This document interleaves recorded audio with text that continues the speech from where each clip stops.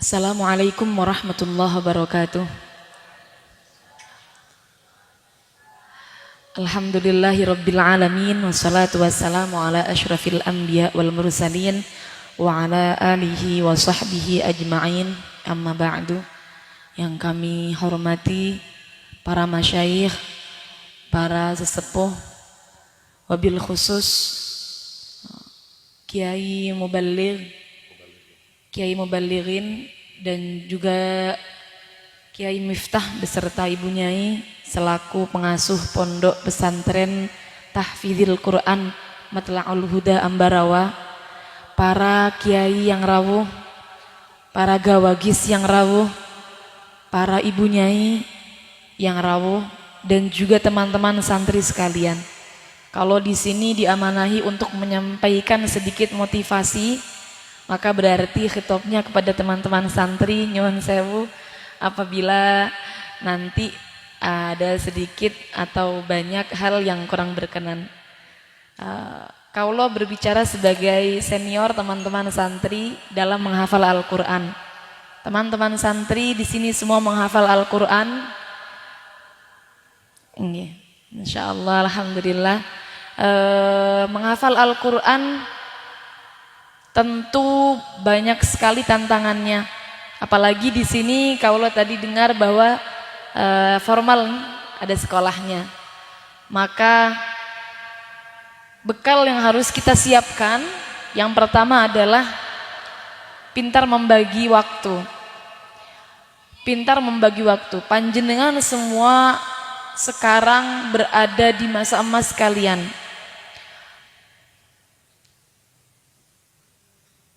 Ada suatu ungkapan tafaqquhu qabla an tusawwidu. Qabla an tusawwidu, belajarlah sebelum kalian menjadi pemimpin. Nah, menjadi pemimpin di sini sebenarnya para ulama niku memberikan berbagai macam arti. Ada yang mengatakan menjadi pemimpin berarti sudah selesai mondoknya, terjun di masyarakat. Ada yang mengatakan qabla an tusawwidu niku menikah. Qabla an tusawwidu itu menikah. Nah, perempuan ini masa emasnya berarti ketika sedang mondok sampai umur-umurnya menikah. Oleh karenanya, karena masa emasnya perempuan ini sebentar, dari umur mondok biasanya ada yang kebanyakan mondok setelah SD, ada yang mondoknya setelah MTS, maka masa emas dalam mencari ilmunya semakin sedikit. Oleh karenanya, teman-teman jangan sampai leha-leha di pondok, harus betul-betul pintar membagi waktu. Itu nomor satu yang harus disiapkan untuk teman-teman santri. Apalagi penghafal Quran plus dengan sekolah. Menghafal Al-Quran saja harus pintar membagi waktu, apalagi dengan sekolah. Dalam menghafal Quran banyak sekali metode yang bisa kita tempuh. Cara menambah, setiap orang beda-beda ya. Biasanya yang sering kita jumpai dalam metode menghafal Al-Quran itu dibaca berulang-ulang. Ada yang saya pernah sharing dengan sesama, dulu pernah ada forum di Lirboyo, itu yang memberikan tips. Ada 5 pemateri bagaimana metode menghafal Al-Quran. Dari 5 orang ini beda-beda semua cara menghafal Al-Qurannya. Tentunya kalau teman-teman sekalian semua pasti juga beda-beda. Tips dari salah satu, kalau dulu saya atau mbak saya itu biasanya menghafal Al-Quran dibaca berulang-ulang kali. Jadi dibaca binadhar dulu. Barangkali nanti cocok dipraktekkan, kemudian mudah bisa dijadikan sebagai celengan untuk menghafal Al-Quran selanjutnya. Menghafal Al-Quran yang pertama, dilihat dulu betul lafadznya. Dibaca binadhar dengan betul terlebih dulu. Karena banyak sekali teman-teman, baik di Lirboyo atau di mana saja itu, menghafal Al-Quran terburu-buru ingin dihafalkan. Jadi tidak dibaca terlebih dulu, pahami betul lafadznya, dibaca dengan bin nadri, dibaca betul, dibaca betul. Kenapa? Agar anggota tubuh kita semua ikut menghafal. Mata melihat, kemudian merekam lafadz-lafadznya, baru setelah betul-betul lafadznya kita hafalkan perlahan. Kita baca 7 kali boleh, 11 kali boleh. Ada teman-teman santri yang membaca sampai 21 kali. Maka tergantung kemampuan. Pilih angka yang kira-kira kalau selesai kita baca mampu untuk dibaca tanpa melihat. Boleh panjenengan tentukan sendiri berapa. Setiap orang kemampuannya berbeda-beda. Teman-teman yang cepat menghafal, maka alhamdulillah diberikan kemampuan menghafal dengan cepat. Tapi jangan sedih untuk teman-teman yang sulit menghafal. Ada teman-teman niku sulit menghafal. Saya juga punya teman dulu atau teman-teman santri di rumah. Itu satu malam deres bikin hafalan setengah kaca, 1 kaca.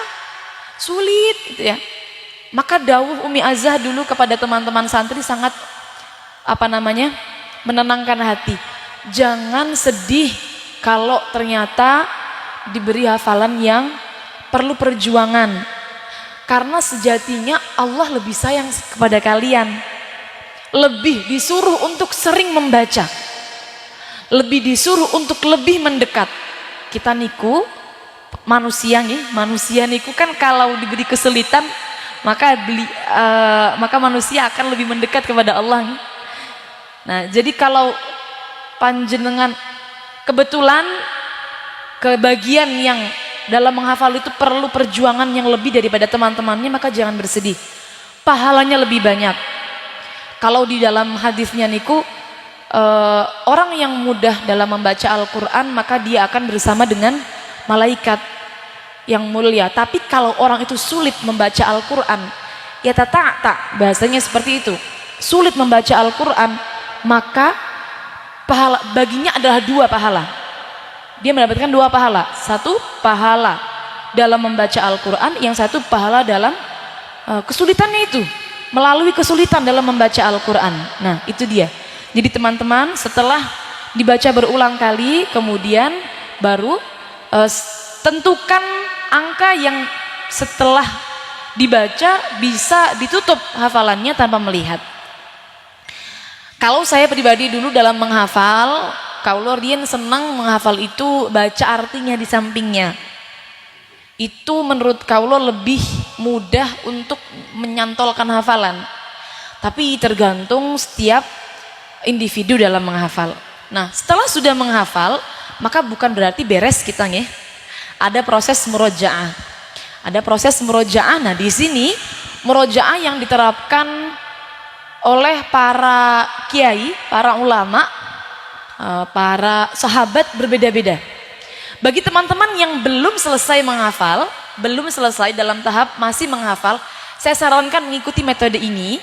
Ini metode yang disarankan oleh Umi Azah kepada putra-putranya, putri-putrinya ketika di pondok. Setiap hari harus menyisihkan waktu untuk deres 2 atau 3 juz hafalan terakhir. Wajib. Ini wajib. Nanti insya Allah selesai hafalan kecekel ke Qurannya. Tapi lumayan berat ya. 2 juz atau 3 juz hafalan terakhir. Jadi semisal dapat 10, maka berarti hari ini deresnya 10, 9, 8. Karena hafalan yang baru dihafalkan itu lebih mudah untuk hilang daripada hafalan yang 1, 2, 3, 4, 5. Lebih mudah hilang itu karena memang frekuensi dalam membacanya lebih sedikit, sehingga belum terlalu melekat. Oleh karenanya tips dari Umi Azah itu anaknya itu 3 juz terakhir yang disetorkan ini wajib dibaca setiap hari. Ya kalau setorannya 10 berarti 10, 9, 8. 11 berarti ya 11, 10, 9. Seperti itu dan seterusnya sampai khotam. Kalau saya pribadi dulu sebetulnya belum memakai metode ini karena saya menjadi menantu beliau ya, setelah hatam baru tahu tips ini. Saya dulu dari Umi Hana tipsnya, Kebetulan kaulo itu menghafal ketika kecil. Saya menghafal masih umur 10 tahun. Kenapa? Enten kancane, di sini masih kecil-kecil nggih. Enten nggih Nyai masih nggih. SD menghafal, saya juga dulu menghafal ketika masih kecil. Saya sangat salut kepada teman-teman yang menghafal masih kecil langsung lancar. Karena saya dulu mungkin ada Mbak Asrul niku, teman dulu pondok Nyai. Itu saksi hidup kaulo. Saya itu kalau di pondok dulu mau deresnya ketika akan setoran mawon. Kalau tidak mau setoran tidak mau deres, sehingga umi kaulo memberikan tips kepada kaulo untuk melancarkan setelah saya selesai menghafal. Setelah saya selesai menghafal, umi memberikan tips seperti ini karena saya selesai menghafal kemudian melanjutkan mengaji kitab. Akhirnya saya diberikan tips oleh umi. Yang penting satu hari harus punya target dalam menghafal, dalam murojaah. Tentukan target yang bisa sampean baca. Jangan sampai dikodok. Jangan sampai kemudian ditunda. Jangan sampai telat. Dulu kaulo pertama memberikan target karena belum bisa banyak, maka 5 juz karena kaulo juga ikut sekolah kan. 5 juz. Kalau belum bisa bil ghaibi semua 5 juz, binadri nggak apa-apa. Binadri nggak apa-apa. Yang penting 5 juz tidak boleh diqadha, harus dibaca terus 5 juz. Seperti itu. Ketika 5 juz ini dibaca rutin, kalau tidak bisa 5 juz boleh 3 juz boleh. Yang penting rutinitasnya nggih. Jadi bukan seberapa banyaknya. Kalau kita deres satu hari 10 juz, sekali hataman kemudian libur 1 bulan, maka tentunya lebih baik yang satu hari 3 juz tapi tidak pernah libur. Karena keistiqomahannya nih loh yang dibutuhkan dalam murojaah, sehingga nanti hafalannya bisa melekat terus dibaca begitu. Nah, semisal panjenengan tentukan 3 juz atau 5 juz, kemudian juz 1 sampai juz 5 ini sudah agak mudah hafalannya. Nah, yang agak mudah jangan lihat Al-Quran. Harus sambil buka tutup kalau tidak bisa, atau kalau bisa tutup sekalian. Ini dampaknya besar sekali dalam melancarkan hafalan. Kalau pribadi sangat merasakan manfaatnya. Ini juga sebenarnya tips yang disampaikan oleh Bu Nyai Ismah Ulin Nuha almarhumah almaghfir laha. Beliau kalau di dalam majelis alumni Yambu niku kalau menyampaikan juga seperti ini. Hafalan yang sudah agak bisa untuk nutup buka nutup, ya buka nutup, jangan dienak-enakan untuk membaca terus. Nanti tidak melekat-melekat, kata beliau seperti itu. Jadi umi pun juga mendawuhkan seperti itu. Ternyata memang tipsnya seperti itu. Kalau sudah agak lancar 1 sampai 5, maka hafalannya, deresnya, kalau bisa tutup sekalian, kalau tidak bisa buka tutup seperti itu sampai selesai. Nah, ini rutinitas harus dilakukan secara rutin ya. Rutin istiqomah. Kalau bisa tidak bolong. Insya Allah nanti pada waktunya akan diberikan kelancaran dalam menghafal Al-Quran. Yang tidak kalah pentingnya teman-teman santri sekalian dalam menghafal Al-Quran, selain kita membuat jadwal rutin murojaah, maka tentunya sholat malam tidak kalah pentingnya untuk teman-teman santri. Jangan sampai ditinggalkan walau rakaat ini. Umi Azza pernah mendawuhkan kepada kaulo bahwa fadilah sholat witir diantaranya adalah bisa mencerdaskan otak, bisa memudahkan hafalan. Jadi setelah sholat malam 2 rakaat, sholat witir. Jangan sampai ditinggalkan. Ini satu paket. Dalam kitab Tibyan pun, di sana menerangkan tentang adabi hamalatil Quran. Di situ disisipkan bahwa membaca Quran di malam hari dan juga qiyamul lail itu sangat penting. Berarti ini menandakan bahwa qiyamul lail itu satu kesatuan dengan penghafal Al-Quran. Jangan sampai ditinggalkan. Selain itu juga dalam menghafal Al-Quran, kita selain punya target berapa juznya, membacanya tidak boleh cepat-cepat. Nah, membaca yang berkualitas juga akan berdampak pada hafalan yang kita baca, yang kita hafal. Membaca yang berkualitas bagaimana? Sebenarnya Al-Quran itu boleh dibaca 3 macam. Boleh dibaca tahqiq atau tartil, boleh dibaca tadwir, tadwir, dan boleh dibaca hadr. Ada 3 tingkatan dalam membaca Al-Quran. Tahqiq atau tartil niki dibaca pelan sekira kalau didekte yang nulis nutut bisa ikut bareng nulis, maka namanya tartil atau tahqiq. Contoh mungkin A'udzu billahi minasyaitonir rajim. Bismillahirrahmanirrahim. La yuhibbullahul jahra bis-su'i minal qawli illa man zulim. Wa kana Allahu sami'an 'alima.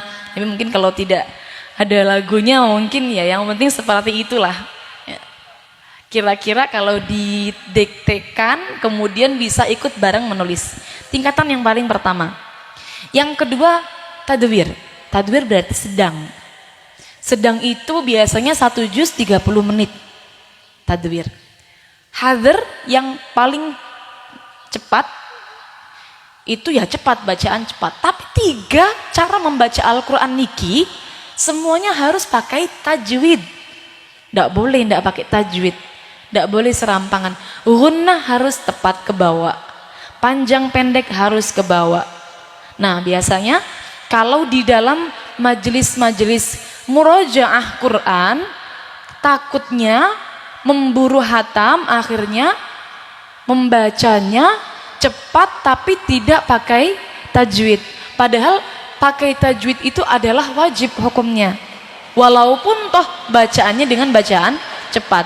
Yang paling direkomendasikan kalau semisal mau deres murojaah harian itu bacaan yang tadwir sebenarnya 1 juz 30 menit. Niku standar ya, standar dalam murojaah. Kalau nanti panjenengan 1 juz dibaca 45 menit, ini mungkin kalau hafalannya sudah mutqin, sudah melekat, maka boleh dipraktekkan. Tapi kalau teman-teman masih bingung dengan hafalan nambahnya, bingung dengan lancarinnya, maka pilih yang sedang mawon supaya targetnya juga kena. Kalau nanti kita ngikuti yang bacaan tartil yang terlalu pelan 1 juz 45 menit kira-kira, nanti kira-kira kalau kita punya target 5 juz berarti berapa jam? 45 berarti kalau 2 juz mohon 1,5 jam. 1,5 jam berarti kalau 4 juz 3 jam. Nah ini nanti akhirnya nggak bisa ikut target. Jadi supaya ikut target maka boleh pilih bacaan yang sedang. Sedang itu cukupan untuk penghafal Al-Quran. Dia bisa fokus bacaan Qurannya, fokus tajwidnya, dan juga fokus hafalannya. Nah ini dia nanti lebih mudah teman-teman untuk dalam melancarkan Al-Quran. Sebenarnya kalau kita kupas lebih lanjut di dalam bukunya Yai Maftuh, beliau itu mengupas ini. Baik mana antara membaca cepat tapi dapat banyak. Kalau dapat banyak kan kalau kita sesuaikan dengan hadisnya bahwa setiap huruf Al-Quran itu kan mendapatkan 10 kebaikan. 10 kebaikan. Bukan alif lam mim kemudian 1 huruf, bukan, tapi alif 1 huruf, lam 1 huruf, mim 1 huruf. Berarti mestinya kalau kita lihat dari situnya, membaca dapat banyak itu lebih banyak pahalanya karena dapat banyak huruf. Tapi beliau mengatakan walaupun toh pahalanya lebih banyak membaca cepat karena dapat banyak hurufnya, tapi membaca dengan pelan ini lebih agung, lebih mulia. Kenapa lebih mulia? Karena tujuan daripada membaca Al-Quran yang sesungguhnya adalah memahami artinya. Kalau mau memahami artinya, mau mentadabburi maknanya, hanya bisa diperoleh dengan membaca pelan. Kalau membaca cepat tidak bisa sambil memahami artinya. Membaca cepat niku hanya fokus pada hafalan biasanya. Hanya fokus pada bacaannya mawon. Tidak bisa sama angen-angen artinya. Kalau mau sama angen-angen, itu harus membaca dengan pelan, seperti itu. Nah, teman-teman santri membaca dengan tajwid sudah cukupan, harus dengan tajwid supaya berkualitas, dan juga membaca dengan suara agar semua organ tubuh kita ikut menghafal. Kalau hanya membaca saja tapi tidak ada suara yang sampai ke telinga kita, maka yang menghafal hanya otak kita dan mata. Telinga tidak ikut membantu dalam memperkuat hafalan. Tapi ketika kita membaca Quran, melanyahkan itu nanti pakai suara, maka telinga juga ikut membantu untuk memberikan daya ingatnya lebih kuatnya, melekatkan hafalan. Jadi tips dari kaulo kalau menghafal, melancarkan dengan suara, ya yang penting kedengaran lah, yang penting kedengaran, bacaannya jangan cepat, minimal tadwir, boleh kalau mau ikut tartil lebih baik lagi, dan bacaan yang berkualitas menggunakan tajwid. Rutinitasnya harus ada, 1 hari berapa juz, 1 hari berapa juz harus ada.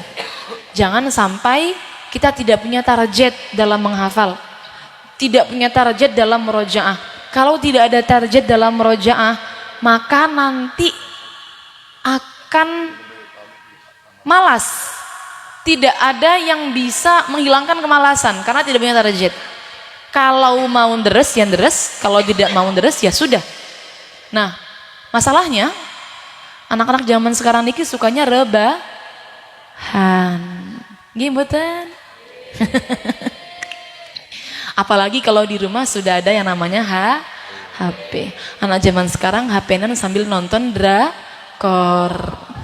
Sudah lengkap. Itu perjuangan kita sebenarnya dalam menghafal Al-Quran melawan itu. Bukan melawan penjajah, bukan melawan siapa, bukan. Tapi melawan diri kita sendiri. Melawan diri kita sendiri untuk tidak rebahan. Rebahan adalah pusat daripada kemunduran anak muda zaman sekarang. Karena dengan rebahan kemudian pingin yang enak-enak, pingin lihat film, pingin sembarang-barang tidur akhirnya. Baca Quran kalau dengan rebahan baru 1 lembar sudah ketiduran. Sebenarnya kalau kita bahas tentang adabnya dalam membaca Quran niku, adab yang paling baik seperti kita sowan kepada guru. Ya, Al-Quran kalamullah. Kalamullah mestinya kan seperti matur kepada Allah. Nah, kalau kita matur kepada guru saja menggunakan adab, apalagi matur kepada Allah. Maka paling baik ya dengan duduk menghadap kiblat seperti itu. Tapi boleh tidak sebenarnya dibaca dengan tidur, dibaca dengan berdiri, boleh. Fadhkurullaha qiyaman wa qu'udan wa 'ala junubikum. Boleh. Boleh, yang penting menutup auratnya. Teman-teman santri ini biasanya jangan sampai kemudian deres yang berkualitas itu sesuai dengan adab ya. Jadi walaupun adab ini secara kasat, secara kelihatannya itu tidak ada efeknya kepada hafalan kita, tapi kita nggak boleh meremehkan yang namanya barokah. Barokah itu bisa datang karena kita menjaga adab. Adab yang baik dalam menghafal Al-Quran, karena sejatinya sebenarnya lanyah kalian boten niku adalah fadol. Lanyah niku fadol, bukan karena kita sergap deres kemudian lanyah, bukan. Niku sering sekali dilakukan oleh para ahli Quran nih, para bunyai Quran. Lanyah Quran itu adalah anugerah dari Allah, murni anugerah dari Allah. Ada orang yang terus dilalah dari yang diparingi lanyah. Seperti itu ada. Sehingga kenapa? Karena fadl dari Allah, maka tentunya menjaga adab kita kepada Allah penting sekali. Juga teman-teman semisal nanti deres, tujuannya juga jangan sampai hanya ingin lanyah. Deres tujuannya untuk taqarrub ilallah, untuk ibadah, untuk mendekatkan diri kepada Allah. Kenapa? Karena kalau tujuannya lanyah, setelah lanyah mboten deres. Setelah lanyah selesai, tidak ada rutinitas setiap hari tidak dilakukan, tidak ada wirid dengan Quran, tidak ada. Padahal yahfaz hatta yamut, menghafal sampai mati. Murojaah itu ibadah sampai mati. Kalau nanti menghafalnya karena pingin lanyah, maka berarti ketika lanyah selesai, wiridnya nggak dilakukan lagi, deresnya nggak rutin lagi, nggak istiqomah lagi. Sehingga dalam menghafal teman-teman harus niatnya yang betul. Kalau bisa adabnya yang baik. Ya kalau dengan tiduran menutup aurat, saya itu banyak menemukan di pondok tahfidz Ibu Nyai, itu bajunya pendek sekian, kemudian tidak menutup kerudungnya, tidak pakai kerudung, tidak menutup kerudung, tidak menutup rambut, bentuknya sembarangan, tapi deres. Ya nggak apa-apa daripada nggak deres kalau mau seperti itu, cuman kita harus tilik kembali. Jangan-jangan kurang nyantolnya hafalan karena kurang menjaga adab, begitu. Jadi adab juga penting ya. Adab juga penting. Tentang alim niku ada cerita dua orang sahabat karib belajar bersama. Setelah belajar bersama lalu pulang ke kampung halaman. Yang satu hebat jadi kiai, yang satu nggak jadi apa-apa. Ditanya, kok bisa satunya jadi kiai, satunya nggak jadi? Padahal dulunya bareng, berangkatnya bareng, ngajinya bareng. Ternyata ketika di pondok, yang satu menjaga adab, yang satu tidak menjaga adab. Dampak pada ilmu yang didapatkan. Nah itu dia teman-teman, dalam menghafal Al-Quran, selain tadi tips-tips yang kaulo pernah lakukan dan kaulo dapatkan barangkali bermanfaat, kita juga harus menjaga adab dalam membaca Al-Quran. Panjenengan semua menghafal Al-Quran sudah tepat langkahnya, karena perempuan ini yang baik memang penghafal Al-Quran. Kalau di rumah tangga nanti kalau tidak hafal Al-Quran, hari-hari sambil masak niku ya masak doang. Tapi kalau menghafal Al-Quran, masak sambil deres, nyapu sambil deres, nyetrika sambil deres. Gimana pembuatan ibu-ibu nggih? Kalau umihana ngonten le dawuh ibu-ibu. Umihana niku dilalah beliau ketika menikah dengan abah kaulo belum hatam. Jangankan lancar, belum hatam. Yang lancar mungkin masih 10 tapi belum hatam. Jadi Umi itu sering sekali menceritakan perjuangan Umi kepada santri-santri supaya santri nggak males. Sering sekali menceritakan perjuangan Umi dalam melancarkan. Setelah punya anak satu, dalam keadaan hamil beliau sampai menghatamkan Quran. Jadi wisuda niku hamil besar. Belum lancar sama sekali, kata Umi. Umi itu khotaman wisuda, khotmil Quran ketika wisuda niku sambil melirik Quran. Soalnya dereng lancar. Tapi setelah itu Umi ngaos ten Banyai Zuhriyah Munawir, ten Maunah Sari. Diberikan ijazah oleh Banyai Zuhriyah untuk membaca Al-Quran satu hari 10 juz sampai setahun. Tidak boleh diutang, harus 10 juz sehari. Umi dengan anak satu, dengan kesibukan rumah tangganya, dengan kerempongan ibu-ibu rumah tangga yang baru menikah, belum tertata ekonominya, Umi dawuh bangun jam 2 untuk bikin donat. Karena belum tertata ekonominya bikin donat, makanya kemudian Setrika itu karena belum lancar, jadi Qurannya dibuka di depannya ngonten. Deres sambil nyetrika, dibuka di depannya ngonten. Jadi teman-teman sekalian kalau ngelancarkannya di pondok berarti sangat-sangat enak sekali. Tidak perlu baca Quran sambil nyetrika dibuka begitu nggih. Semoga nanti selesai dari mondok sudah lancar semua, menikah sudah lancar semua. Jadi kita tinggal meneruskan rutinitas istiqomah wirid dengan Qur'annya. Wirid dengan Qur'an adalah wirid yang paling baik. Karena fadlu kalamillah ala ma siwahu seperti fadlullah ala khalqi. Keutamaan kalamullah di antara yang lainnya itu sama seperti keutamaan Allah di antara makhluknya, atas makhluknya. Paling mulia Al-Qur'an. Jadi sudah, tidak usah bingung, nggak punya wirid apa-apa. Kalau punya hafalan Quran, wirid Quran. Bikin rutinitas harian dengan Quran. Wiridnya pakai Quran. Yang penting tidak bolong dalam deresnya. Semoga kita semua dijadikan para penghafal Al-Quran yang bisa menjaga keistiqomahan, mendapatkan ridhonya Allah, dan dijadikan ahli Al-Quran bersama dengan Quran di dunia hingga di akhirat nanti. Kurang lebihnya mohon maaf, hanya segitu saja. Mungkin yang saya sampaikan banyak kurangnya, mohon maaf yang sebanyak-banyaknya. Tips tadi semoga bermanfaat untuk teman-teman santri, barangkali bisa diikuti, bisa mempermudah dalam menghafal Al-Quran. Alhamdulillah. Kura akhiri, pamputan yang kata, wassalamualaikum warahmatullahi wabarakatuh.